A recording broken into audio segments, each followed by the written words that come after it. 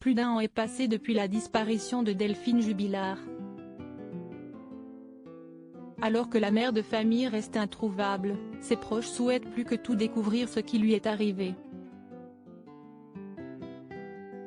Et pour cause, ils sont nombreux à assurer que la jeune infirmière ne serait jamais partie sans ses enfants. Si la piste criminelle est privilégiée et que Cédric Jubilard a été mis en examen pour meurtre par conjoint, nul ne sait où se trouve le corps de la jeune femme.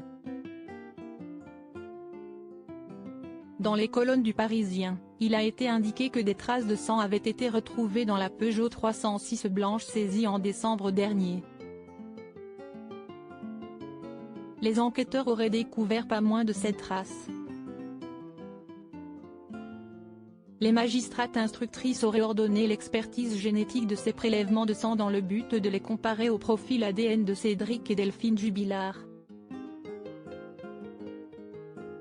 Les résultats sont attendus quant à eux le 30 mars 2022. Les enquêteurs se sont intéressés à ce véhicule après les déclarations de Marco, l'ex-codétenu de Cédric Jubilard au quartier de l'isolement de la maison d'arrêt de Cesse, en Haut-de-Garonne. Il avait en effet déclaré, Cédric aurait utilisé une voiture blanche. Moi, j'ai compris qu'il n'avait pas utilisé sa propre voiture pour la transporter. Il m'a dit qu'il n'avait pas utilisé sa propre voiture pour la transporter. Il m'a dit qu'il n'allait pas être assez stupide pour utiliser sa propre voiture. Cédric Jubilard, a-t-il tué sa femme? Entendu par les enquêteurs en décembre dernier, le propriétaire de la voiture avait assuré que Cédric Jubilard avait pu emprunter sa voiture sans lui demander la permission.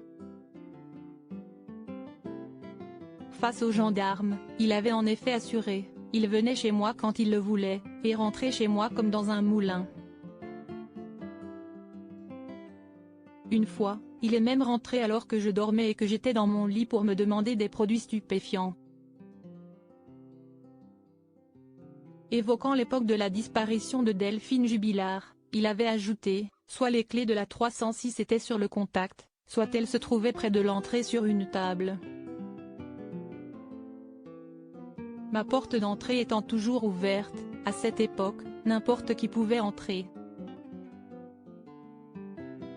Donc Cédric a pu venir en pleine nuit prendre ma voiture et me la ramener sans que je ne m'en aperçoive.